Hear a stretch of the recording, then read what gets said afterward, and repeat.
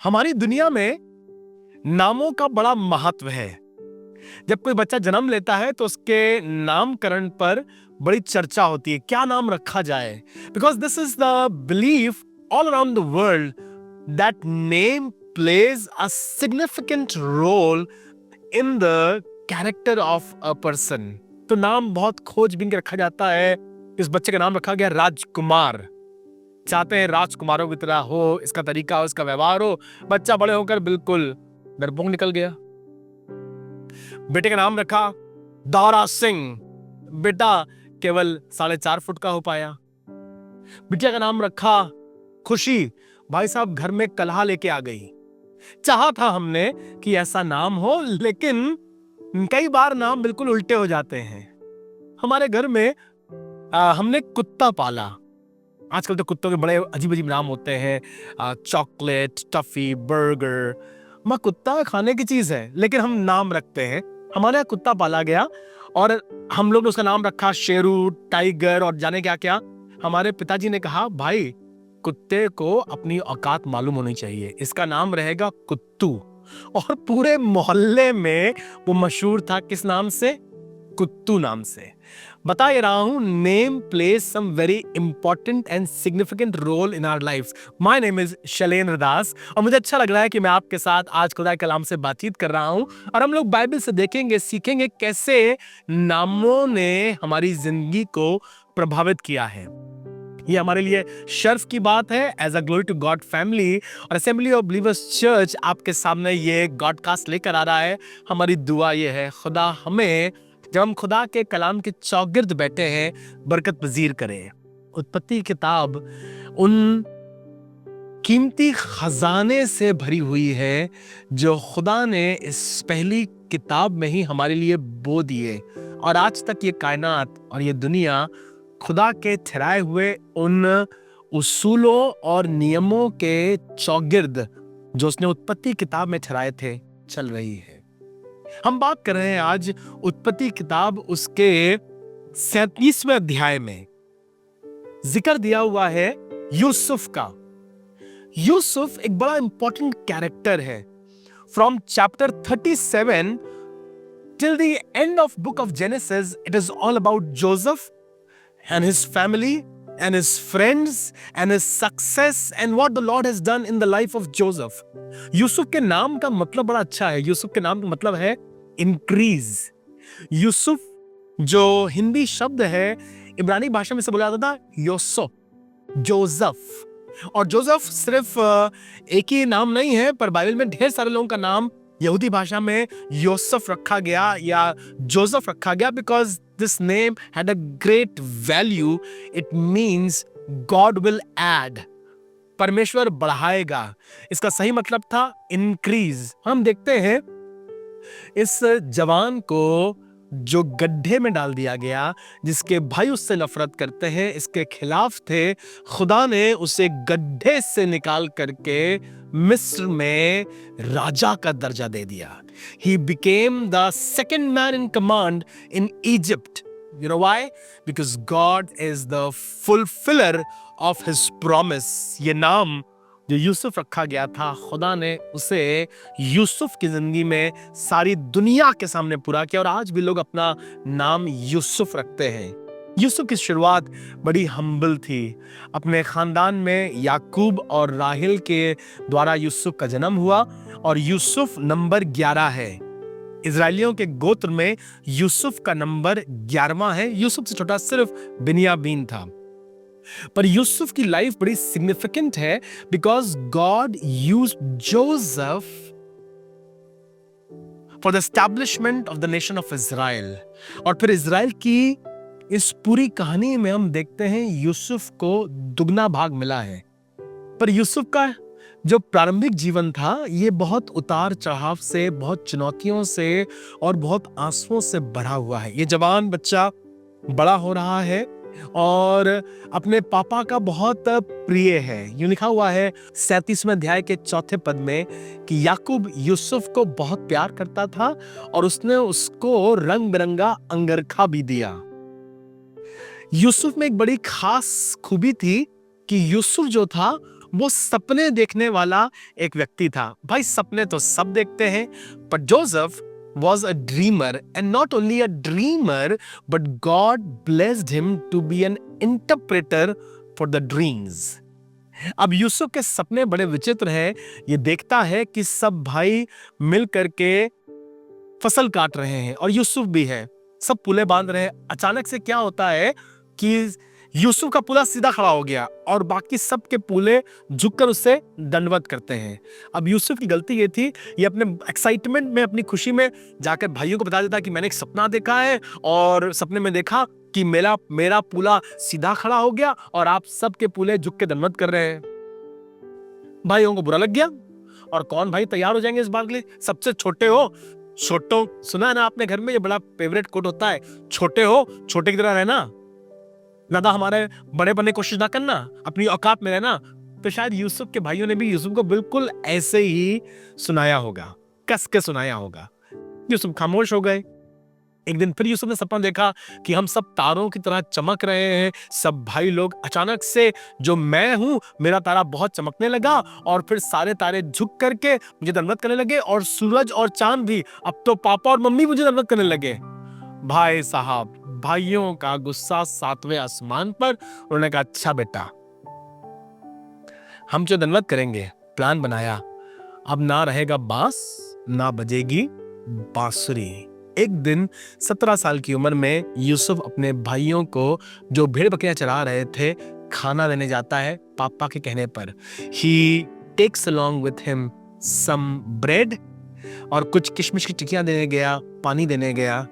जब भाइयों ने देखा तो भाइयों ने कहा वो देखो आ रहा है सपना देखने वाला, बहुत सपने देखता है, आज इसका सपना साकार कर देते हैं, आने दो उसको। जब यूसुफ पहुंचता है भाइयों के पास, उससे खाना वाना लेकर के, भाइयों ने उसे कस के मारा, पीटा, उसका कपड़ा, उसका रंग बिरंगा कोट उतार लिया, छीन लिया, फाड़ दिया और उठा करके पास में जहां एक कुआं था उस कुएं फेंक दिया कि मर जाए। They were so angry with him, they wanted to kill him. पर आसमान खुदा उसे बचाना चाहता था। गड्ढा सूखा था, कुआं सूखा था, वो डूब के बनाने चलाने लगा, भैया मुझे बचा लो, भैया मुझे बचा लो, भैया मुझे बचा लो। बड़े भाई को, रूबेन को तरस आ गया।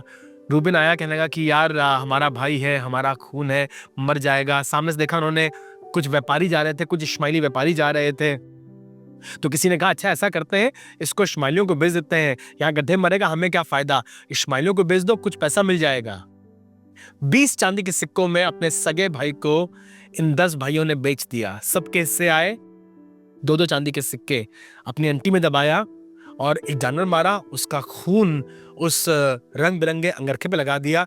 पापा से जाके कहा पापा, हमें देखा था रास्ते में कि ये यूसुफ का अंगरखा है, देखिए लग तो वैसे रहा जो आपने उसको बहुत प्यार से दिया था उसके बर्थडे पे ना, ये हमें फटा मिला, देखो इसमें खून भी लगा है, शायद कोई लगता है जानवर उसे खा गया हमारा भाई। ड्रामा, झूठ, नौटंकी करके बाप को और हम सबको बता दिया कि वो भाई मर गया है। बेचारा इजराइल बुढ़ा हो गया था, क्या करता, उसने भी यकीन कर लिया। बुढ़ापे में ये सदमा उसके लिए और भारी था। अब उसने चलना फिरना, बात करना बंद कर दिया, because he dearly loved Joseph and Joseph is dead. उसे लग रहा है यूसुफ मर गया है, जानवर उसे खा गया है, बड़ी दर्दनाक मौत हुई होगी। सबको मालूम है 10 भाइयों को कि यूसुफ जिंदा है, आपने उसे बेच दिया। अब यूसुफ की कहानी सुनिए, उसे बेच दिया इश्माइलियों के हाथ। इश्माइलियों ने जाकर उसे महंगे दाम में बेच दिया मिस्र में एक आदमी के पास, जो आदमी उसे खरीदता है वो है जल्लादों का प्रधान। बाप रे बाप, क्या कहते हैं, आसमान से गिरे खजूर पर लटके। और ये खजूर बड़ा कटीला है, क्योंकि मिस्टर पोतीफर जो है ये वहां पर जल्लादों के, जो मुजरिमों को सजा देता है, जो दंड देता है, जल्लाद उसका बॉस है। इसके यहाँ तो सब लोग बहुत राइट टाइम रहते हैं, क्योंकि भाई ये बात ही करता है गाली बककर, ये मुंह से कम बोलता है, इसका हाथ ज्यादा चलता है, कोड़े ज्यादा चलते हैं। अब यूसुफ वहां पर है, डरा है, सहमा है, काम शुरू करता है। पर अच्छी बात मालूम क्या लिखी है, जहां जहां यूसुफ जाता है वहां लिखा है और खुदा उसके साथ था। मैं आपसे बात कर रहा हूं एक जवान लड़के की, इसका नाम है परमेश्वर बढ़ाता है, इंक्रीज, यूसुफ। और खुदा को किसी इंसान की मदद नहीं चाहिए। जब वो किसी को बढ़ाने पर आता है ना, तो गड्ढे से निकाल करके, लिखा हुआ बाइबल में, वो घूरे पर से उठा करके अपने लोगों को प्रजा के हाकिमों के साथ बिठा, दरिद्र को घूरे पर से, जहां लोग कूड़ा फेंकते हैं, जहां लोग कचरा फेंकते हैं, जहां कोई जाना पसंद नहीं करता, नाक बंद करके वहां से जल्दी से निकल जाते हैं, वहां से उठाता है और प्रजा के हाकिमों के साथ दर्जा देता है। वो खुदा आज किसी की जिंदगी में अपना आश्चर्य कर्म करना चाहता है। He wants to perform yet another miracle in your life. Trust him and commit your life in his hand. जल्लादों के प्रधान पोतीपर के घर में यूसुफ है, बर्तन मांज रहा है, उसके जानवरों को खाना दे रहा है, घर के छोटे मोटे काम करता है। खुदा ने उसको इतना बढ़ाया, शायद 3 साल 4 साल उसके घर में रहा कि अब वो नौकरों का हेड बन गया है। He becomes the head servant. अब इसे सब काम नहीं करने पड़ते हैं, पर लिखा हुआ है पोतीपर ने सब कुछ उसके हाथ में कर दिया। अब घर की चाबी इसके पास रहती है, तिजोरी की चाबी इसके पास रहती है। पोतीपर को चाहिए होते 10,000 रुपए निकाल के लाना, यूसुफ 10,000 रुपए, ही सबसे ईमानदार व्यक्ति है और खुदा इसके साथ साथ था और पोतीपर इसे बहुत प्यार करने लगा। ना सिर्फ पोतीपर, बट मिसेस पोतीपर भी इसका जादू, वो भी लट्टू हो गई इसकी। और लिखा हुआ है वो यूसुफ को हर दिन बहलाने पुस्ताने लगी और कहने लगी, मेरे साथ हम बिस्तर हो। मैं खुदा का शुक्र करता हूं, ये जवान लड़का जिसकी उम्र इस समय शायद 22 साल है, 24 साल है, इसे मालूम था खुदा ने मुझे संभाला है, खुदा ने मुझे बढ़ाया है और मैं अपने आप को पाप में गिरने नहीं दूंगा। शायद कोई और नौकर होता, शायद कोई और लड़का होता, फटाक से इस लुक्रेटिव ऑफर को रिसीव कर लेता, ग्रहण कर लेता। He would have fallen into the pit. But Joseph, ये लड़का फैसला कर चुका था, एक दिन आएगा जब सब मेरे सामने झुकेंगे, मैं नहीं झुकूंगा। इसने अपने आप को पवित्र रखने की ठान ली थी। कई बार हमारे सामने ऐसे अवसर आते हैं, हमें लगता है शायद ये अपॉर्चुनिटी है, शायद ये सीढ़ी बन जाए यहां पहुंचने की, वहां पहुंचने की। आपसे कहना चाहता हूं, खुदा से बढ़कर और कोई नहीं जो तुम्हें इकबाल मंद कर सके, जो तुम्हें बढ़ा सके, जो तुम्हें तरक्की दे सके, जो तुम्हें यूसुफ बना सके। नहीं, पोतीपर की बीवी लगता है कि अपॉर्चुनिटी है, पर सच बताऊं, शैतान की ओर से लाया गया एक फंदा है, तुम्हें फंसा लेगा और तुम्हें जिंदगी भर के लिए बर्बाद कर देगा। यूसुफ से मना कर दिया, लगातार बार बार उससे कहती रही, महीने भर तक ये चलता रहा, हर दिन उसे खींचती रही, अपनी ओर आकर्षित करती रही, उससे बातचीत करती रही। एक दिन की बात है, घर में कोई नहीं था, कोई नौकर नहीं थे, पोतीपर नहीं था, यूसुफ अपना काम कर रहा था। यूसुफ के पास आई, इसने यूसुफ को बुलाया, यूसुफ इसके पास गया। जब यूसुफ इसके पास गया, उसके कपड़े को पकड़ लिया, सिलपट के कहने लगी, मेरे साथ सो, मेरे साथ रहे। यूसुफ वहां अपना कपड़ा छोड़कर भाग गया। He wanted to stay holy. This man has learned कि मैं अपनी जिंदगी अपने खुदा के लिए जीऊंगा और पाप में, व्यभिचार में नहीं फंसूंगा। उसने कहा, मिसेस पोतीपर, सब कुछ मेरे हाथ में है आपको छोड़ करके, और मैं अपने मालिक के खिलाफ ये गुनाह नहीं करूंगा। He runs away. She got the opportunity. अपने पति के पास गई, यूसुफ का कपड़ा दिखाया, देखो ये लड़का जो तुमने अपने घर में रखा है, तुम इसे बहुत प्यार करते हो, मुझसे जबरदस्ती करा था, बदतमीजी करा था, जाने क्या क्या शिकायत लगा दी। ये लड़का जो कोशिश कर रहा है जिंदगी पवित्रता के साथ जी सके, गड्ढे से फिर गड्ढे में चला गया। पोतीपर, जल्लादों को प्रधान, कुछ सुनने को तैयार नहीं, गुस्से में आया, थप्पड़ लगाए, पेटे लगवाई, तमाचे मारे, डाल दो उसे जेल खाने में, फिकवा दिया उसे बंदी गृह में। इतिहास बताता है पोतीपर का घर बंदी गृह के ऊपर था। डेली आके देखता है, बंद है ना, मत देना से खाना, बुरा व्यवहार करना, मेरे घर में डाका डालेगा, मेरी बीवी के साथ ऐसा करेगा। And he was very rude and very wicked to Joseph.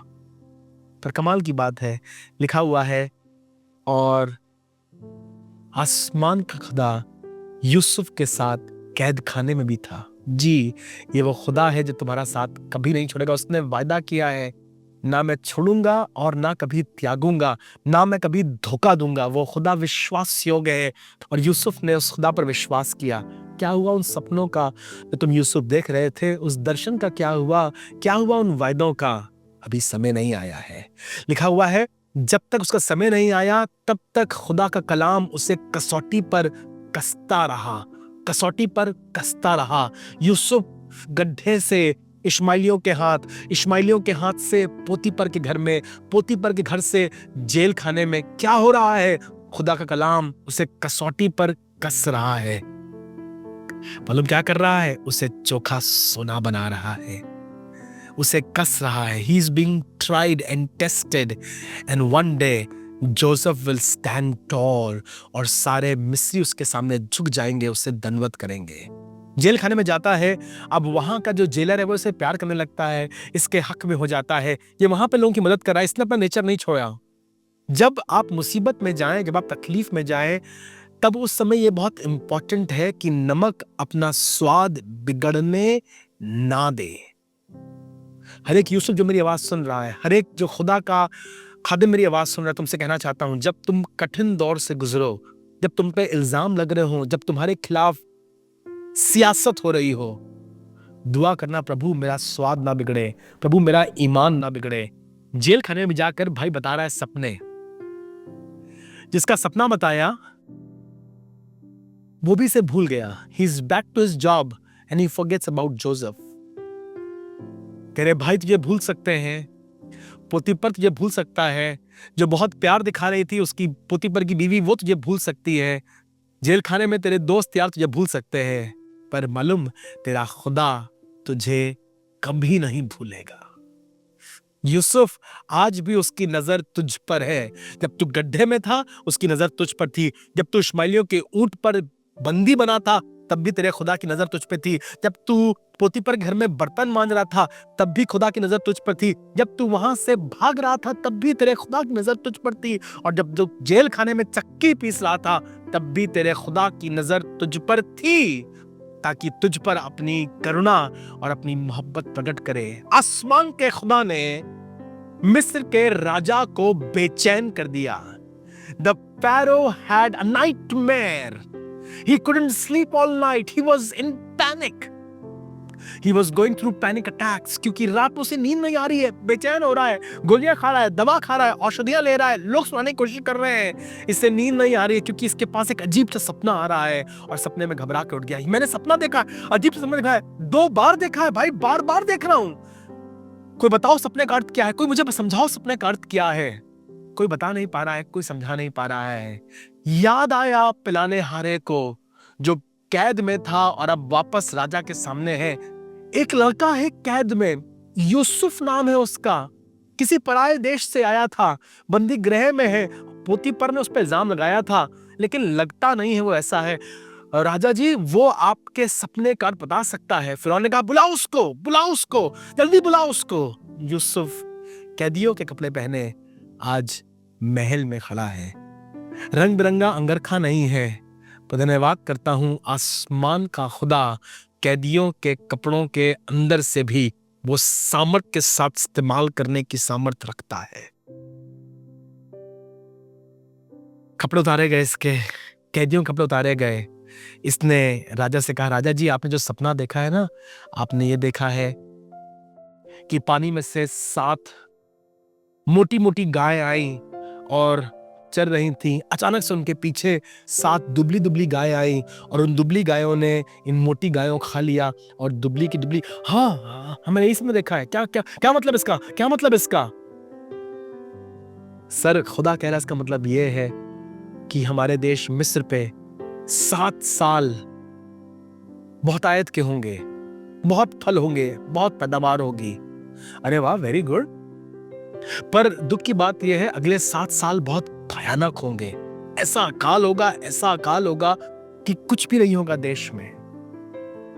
अच्छा, तो क्या करना चाहिए? जो 7 सुकाल हैं, जो 7 अच्छे समय हैं, जो 7 प्रॉस्परस इयर्स हैं, इसमें आप अनाज जमा करके रख लीजिए ताकि जब 7 कठिन साल आए तो आपके पास बहुत कुछ हो। ओह, मेरा फाइनेंस मिनिस्टर नहीं बता पाया, बड़े बड़े नजूमी नहीं बता पाए, ज्ञानी नहीं बता पाए, ये लड़का 24 साल का लड़का, 25 साल का लड़का इतनी गहरी बातें बता रहा है। फिरौन खड़ा हुआ और कहना, क्या हमारे देश में कोई हमें ऐसा लड़का मिल सकता है जिसमें ईश्वरों की रूह रहती हो? यूसुफ तुमसे अच्छा कौन होगा? आज से तुम हमारे देश में फाइनेंस मिनिस्टर। उतारो उसके ये गंदे कपड़े, उतारो कैद के कपड़े, उतारो इसकी कैद की पहचान और पहनाओ इससे राजसीय लिबास। जी, यही आसमान खुदा गड्ढे से निकालता है, दरिद्र को घूरे पर से उठाता है और उमराहों के बीच बैठाता है। अब ये यूसुफ गड्ढे में, जेल खाने में और अकेलेपन में नहीं है, अब ये मिस्र का प्रधानमंत्री बन गया है। And he takes care of everything. Yusuf ने कहा, अब जब हमारे यहाँ 7 साल अच्छे होंगे ना, सारी फसल लेके आना, हम इसे बेचेंगे नहीं, हम किसी और दूसरे देश को नहीं देंगे, we will take care of it। God gave him wisdom and God gave him understanding कि किस तरह से ये प्रोग्राम करे, किस तरह से ये काम करे, किस तरह से ये accumulation करे और किस तरह से अपने खत्तों को भर ले। 7 साल बहुत अच्छे, बहुत फसल रही, बहुत बरकत रही। यूसुफ भी अब मोटा ताजा हो गया है, असनत नाम की लड़की से इसकी शादी हो गई है, खुदा ने इसे 2 अच्छे बच्चे दिए हैं। इसने भी बहुत सोच करके, बहुत प्यार से, एक का नाम रखा है मनस्से और एक का नाम रखा है इफ्राइम। नामों का बड़ा महत्व है।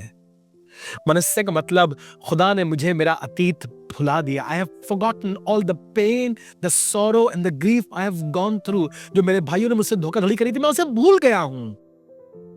और इफ्राइम, अप्रैम, मेरे खुदा ने मुझे फलवंत किया है। What a healthy man। कितना ये खुशगवार इंसान है, अतीत भूल करके खुदा की बरकतों के लिए शुक्र कर रहा है। अब 7 साल फलवंत नहीं होंगे, 7 साल अकाल के होंगे, 7 साल मुसीबत के होंगे, 7 साल दुख के होंगे, पर यूसुफ तैयार है, मिस्र तैयार है। और जब सारी पृथ्वी पर कहीं अनाज नहीं है, तब यूसुफ के पास अनाज है, तब यूसुफ के पास बरकत है, यूसुफ के पास खाना है। सारी दुनिया से लोग आज खाना मांगे आ रहे हैं। और आपको मालूम, यूसुफ के भाई जो कनान में रहते थे, भूखे और प्यासे हो गए और वो भी यूसुफ के पास खाना मांगने आए। वो तो यूसुफ को पहचान नहीं पाए, क्योंकि अब यूसुफ का चेहरा मोहरा सब बदल गया है। ये बड़ा आदमी हो गया है, राजसीय वस्त्र पहने हुए हैं। बात को हो गए 25 साल, अब तो किसी को याद भी नहीं यूसुफ कहाँ होगा। पर यूसुफ अपने भाइयों को, रूबेन को, दान को, गाद को, नप्ताली को पहचान गया। मैं कैसे भूल जाऊं जो तुमने मेरे साथ किया था। पर मैं बात करता हूं, आज यूसुफ बदला नहीं, पर आज इन पर मेहरबानी करना चाहता है। सपना याद है यूसुफ का कि पूले खड़े हो गए और सब झुक के दंडवत कर रहे हैं, क्योंकि यूसुफ बीच में खड़ा हुआ है। आज पूलों की कहानी, गेहूं की बातें और भाइयों का झुकना तब पूरा हो रहा है। बता आपको ये रहा हूं, यूसुफ खुदा बढ़ाएगा। Increase is becoming true into the life of Joseph. जो खुदा तुमसे वायदे किए हैं, जो प्रतिज्ञाएं करी हैं, वो उन्हें पूरा करने की सामर्थ्य रखता है। ठहरो, इंतजार करो। 37वां अध्याय दुख का है, 38वां अध्याय तकलीफ का है, 39वां अध्याय कसौटी पर कसे जाने का है, 40वां अध्याय, 41वां अध्याय कैद खाने का, मुसीबत का, तकलीफों का है। पर अभी अध्याय बाकी है, अभी बरस बाकी है, अभी कहानी बाकी है। And a day will come when God will elevate you, God will exalt you, God will bless you and the world will see God of Abraham, God of Isaac and God of Jacob is now God of Joseph. और इसे दूना भाग मिल रहा है। याकूब भी इसे बरकत दे रहा है, लोग इसे बरकत दे रहे हैं। और कमाल की बात यह है, मिस्र देश भी इसके लिए तालियां बजा रहा है, सराहना कर रहा है। आसमान का खुदा तुम्हें बढ़ाएगा और तुम्हारी बढ़ोतरी कोई रोक नहीं सकेगा। अगर आसमान के खुदा के हाथों में अपने आप को सौंप दोगे और अपने आप को शून्य करने को तैयार हो, तो खुदा तुम्हें इतना बढ़ाएगा कि the sky will not be the limit, but God will elevate you to the levels that you have not even imagined.